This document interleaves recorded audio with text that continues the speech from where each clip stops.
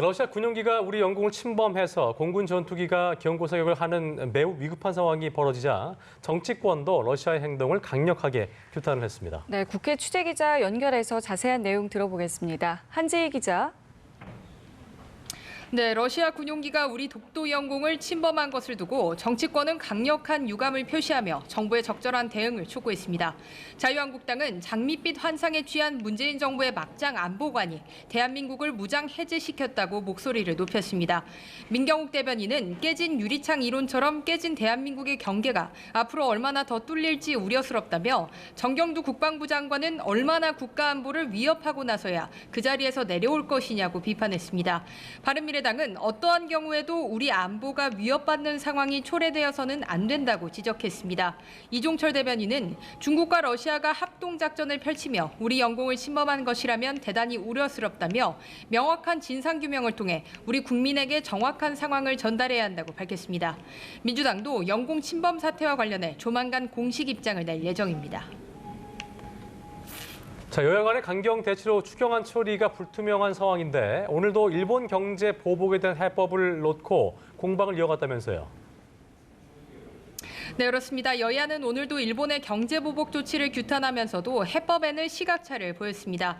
민주당은 한국당을 향해 우리 정부 등 뒤에서 자책골을 쏘는 팀키를 멈춰주길 바란다고 일침을 날렸습니다. 이인영 원내대표는 어제 정부 대응을 쇄국 정책과 같다고 비판한 한국당 황교안 대표를 향해 그 길이라는 말로 일본에 대한 저자세 외교를 포장하지 말라고 꼬집었습니다. 그러면서 한국당이 더 이상 젊은이들의 표현대로 추경 빌런, 이른바 추경 악당이 아니길 바란다며 일본 수출 규제 철회 촉구 결의안과 추경의 조속한 처리를 거듭 촉구했습니다. 반대로 한국당은 일본의 경제 보복 조치와 관련한 정부의 대응을 강도 높게 비판했습니다. 나경원 원내대표는 친일 프레임에 집착하는 어린애 같은 정치는 멈추고 현실을 직시하기를 바란다고 지적했습니다. 그러면서 국난 극복을 위한 추경을 만들어야지 땜질 생색내기 추경은 안 된다고 비판했습니다.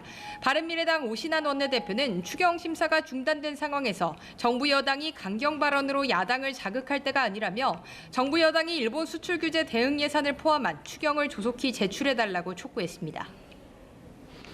정개특위 활동 기한이 연장된 이후에 처음으로 오늘 전체 회의가 열렸는데 그 내용도 전해주시죠. 네, 그렇습니다. 국회 정개특위가 오늘 전체 회의를 열고 민주당 홍영표 의원을 새 위원장으로 공식 선임했습니다. 홍 위원장은 8월이 휴가철이지만 정개특위는 풀가동하겠다며 합의 처리를 최일성으로 강조했습니다. 다만 소 위원장 선임 문제를 두고 미묘한 신경전이 오갔는데요. 한국당이 합의대로 소 위원장은 야당에게 내어달라고 요구하고 있는데 민주당이 거부하면서 서로 맞서고 있는 겁니다.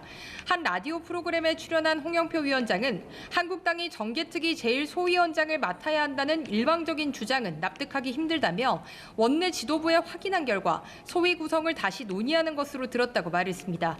그러자 한국당 나경원 원내대표는 오전 회의에서 민주당은 국회 정상화 합의 당시에 정개특위 제1소위원장을 한국당에 주기로 합의했었다며 약속을 지켜야 한다고 강조했습니다.